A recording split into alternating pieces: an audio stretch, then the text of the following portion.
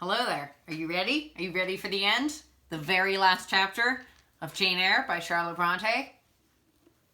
Here we go. Are you ready? I'm ready. Okay. I don't mean that to sound like I'm ready to be done with this book, but I slightly am ready to be done with this book. And who knows, I might read another one afterward. I'd like to read something I've never read before. So I could really, the reactions would not be like, I kind of know what's going to happen, but I'm not totally sure. You know, I'd like to read something that would, where the plot points would also shock me. But anyway, this has been very enjoyable. It was definitely the right book. I was meant to be reading this book now.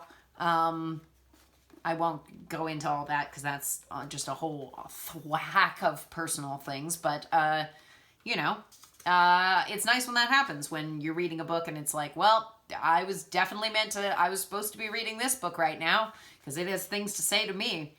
Anyway, last chapter. Here we go. Chapter 38. Reader, I married him. A quiet wedding we had. He and I, the parson and clerk, were alone present. When we got back from the church, I went into the kitchen of the manor house, where Mary was cooking dinner, and John cleaning the knives, and I said, Mary, I've been married to Mr. Rochester this morning. The housekeeper and her husband were both of that decent phlegmatic order of people, to whom one may at any time safely communicate a remarkable piece of news, without incurring the danger of having one's ears pierced by some shrill ejaculation, and subsequently stunned by a torrent of wordy wonderment. Mary did look up, and she did stare at me. The ladle with which she was basting a pair of chickens roasting at the fire did for some 3 minutes hang suspended in the air, and for the same space of time John's knives had also had rest from the polishing process. But Mary, bending again over the roast, said only, Have you, miss? Well, for sure. A short time after she pursued, I seed you go out with the master, but I didn't know you were gone to church to be wed. And she basted away. John, when I turned to him, was grinning from ear to ear. I telled Mary how it would be, he said. I knowed what Mr. Edward... John was an old servant and had known his master when he was cadet of the house, therefore he often gave him his Christian name.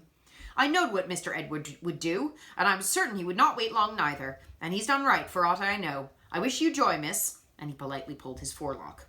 Thank you, John. Mr. Rochester told me to give you and Mary this. I put into his hand a £5 note. Without waiting to hear more, I left the kitchen. In passing the door of that sanctum some time after, I caught the words, Shall happen do better for him nor any o' t' grand ladies. And again, if she bean't one of the handsomest, she none foul and very good-natured. And is e'en she's fair beautiful. Anybody may see that. I wrote to Moor House and to Cambridge immediately to say what I had done, fully explaining also why I had thus acted. Diana and Mary approved the step unreservedly. Diana announced that she would just give me time to get over the honeymoon, and then she would come and see me. She'd better not wait until then, Jane, said Mr. Rochester as I read her letter to him. If she does, she will be too late, for our honeymoon will shine our life long. Its beams will only fade over your grave or mine. How St. John received the news, I don't know. He never answered the letter in which I communicated it. Yet 6 months after he wrote to me, without, however, mentioning Mr. Rochester's name or alluding to my marriage. His letter was then calm, and though very serious, kind. He has maintained a regular, though not frequent, correspondence ever since. He hopes I am happy, and trusts that I am not one of those who live without God in the world, and only mind earthly things. You've not quite forgotten little Adele, have you, reader? I had not. I soon asked and obtained leave of Mr. Rochester to go and see her at the school where he had placed her. Her frantic joy at beholding me again moved me much. She looked pale and thin. She said she was not happy. I found the rules of the establishment were too strict, its course of study too severe for a child of her age. I took her home with me. I meant to become her governess once more, but I soon found this impracticable. My time and cares were now required by another. My husband needed them all. So I sought out a school conducted on a more indulgent system, and near enough to permit of my visiting her often, and bringing her home sometimes. I took care she should never want for anything that could contribute to her comfort. She soon settled in her new abode, became very happy there, and made fair progress in her studies. As she grew up, a sound English education corrected in great measure her French defects. Not very nice. And when she left school, I found in her a pleasing and obliging companion, docile, good-tempered, and well-principled. By her grateful attention to me and mine, she has long since well repaid any little kindness I ever had it in my power to offer her. My tale draws to its close. One word respecting my experience of married life, and one brief glance at the fortunes of those whose names have most frequently recurred in this narrative, and I have done. I have now been married 10 years. I know what it is to live entirely for and with what I love best on earth. I hold myself supremely blessed, blessed beyond what language can express, because I am my husband's life as fully as he is mine. No woman was ever nearer to her mate than I am, ever more absolutely bone of his bone and flesh of his flesh. I know no weariness of my Edward's society. He knows none of mine, any more than we each do of the pulsation of the heart that beats in our separate bosoms. Consequently, we are ever together. To be together is for us to be at once as free as in solitude, as gay as in company. We talk, I believe, all day long. To talk to each other is but a more animated and an audible thinking. All my confidence is bestowed on him. All his confidence is devoted to me. We are precisely suited in character. Perfect concord is the result. Mr. Rochester continued blind the first 2 years of our union. Perhaps it was that circumstance that drew us so very near, that knit us so very close. For I was then his vision, as I am still his right hand. Literally, I was, what he often called me, the apple of his eye. He saw nature, he saw books through me, and never did I weary of gazing for his behalf and of putting into words the effect of field, tree, town, river, cloud, sunbeam, of the landscape before us, of the weather round us, and impressing by sound on his ear what light could no longer stamp on his eye.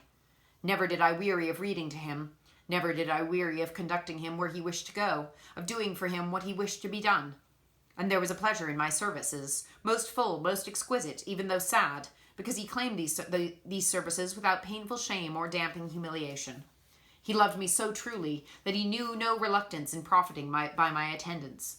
He felt I loved him so fondly that to yield that attendance was to indulge my sweetest wishes. One morning at the end of the 2 years, as I was writing a letter to his dictation, he came and bent over me and said, "Jane, have you a glittering ornament round your neck?" I had a gold watch chain. I answered, "Yes." "And have you a pale blue dress on?" I had. He informed me then that for some time he had fancied the obscurity clouding one eye was becoming less dense, and now he was sure of it. He and I went up to London. He had the advice of an eminent oculist, and he eventually recovered the sight of that one eye. He cannot now see very distinctly. He cannot read or write much, but he can find his way without being led by the hand. The sky is no longer a blank to him, the earth no longer a void. When his firstborn son was put into his arms, he could see that the boy had inherited his own eyes, as they once were, large, brilliant, and black.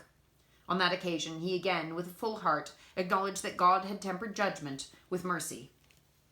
My Edward and I, then, are happy, and the more so because those we most love are happy likewise. Diana and Mary Rivers are both married. Alternately, once every year, they come to see us, and we go to see them. Diana's husband is a captain in the Navy, a gallant officer, and a good man. Mary's is a clergyman, a college friend of her brother's, and from his attainments and principles, worthy of the connection. Both Captain Fitzjames and Mr. Wharton love their wives, and are loved by them. As to St. John Rivers, he left England. He went to India. He entered on the path he had marked for himself. He pursues it still. A more resolute, faithful, and devoted, full of energy and zeal. I skipped a line. A more resolute, indefatigable pioneer never wrought amidst rocks and dangers.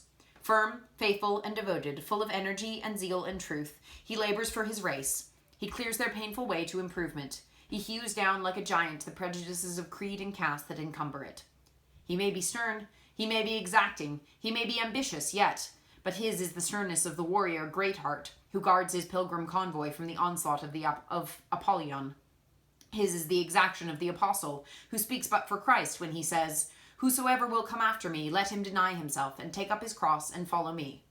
His is the ambition of the high master spirit, which aims to fill a place in the first rank of those who are redeemed from the earth, who stands without fault before the throne of God, who share the last mighty victories of the Lamb, who are called and chosen and faithful. St. John is unmarried. He never will marry now. Himself has hitherto sufficed to the toil, and the toil draws near its close. His glorious sun hastens to his setting. The last letter I received from him drew from my eyes human tears, and yet filled my heart with divine joy. He anticipated his sure reward, his incorruptible crown. I know that a stranger's hand will write to me next, to say that the good and faithful servant has been called, at length, to the joy of his Lord. And why weep for this? No fear of death will darken St. John's last hour. His mind will be unclouded, his heart will be undaunted, his hope will be sure, his faith steadfast. His own words are a pledge of this. My master, he says, has forewarned me. Daily he announces more distinctly, surely I come quickly, and hourly I more eagerly respond, Amen. Even so come, Lord Jesus. That's the end of Jane Eyre. I don't know why the last thing that happens is St. John dying. That seems like a weird way to end the book. I don't know. I couldn't say why. I guess maybe because, okay, I have a thought. It might not be true, but this would be my thought. So Jane is very Jane is a character that is very, even though she does get married, she is very complete without a man. Rochester does not, even when he's going to marry her, Rochester does not complete her as a person. She is her own whole person without a husband or a marriage. She doesn't need it to be happy. She doesn't need it to be a whole human being. However, something that she does kind of need to be a whole human being, that she lacks throughout the entire book, is family and this sense of belonging with people. And obviously Rochester wants her to belong with him, which she does, but she doesn't have a place. She doesn't have origins. She doesn't have, safety, home, that kind of thing. And then she leaves Rochester because Rochester is not what's really going to make her a whole person. It's not, he's what she wants, but he's not really what she needs as a character. What she needs is this discovery of family, and that will help bring her to herself. And so maybe that's why the novel ends with the three of them, Diana and Mary and St. John, because they are, while they're not sort of her main relationship in the book, they are like the thing that makes her whole, that saves her life, that completes her as a person. Possibly. I don't know for sure. But yeah, there's that book. There's that book read. Well, I hope you enjoyed it. I probably will read something else in the future because I have enjoyed this very much. So I guess stay tuned for that. Or don't, you don't ever have to watch this channel again if you don't want to. But, if you did watch this book, I hope you liked it. So, goodbye. Goodbye. Have a good day.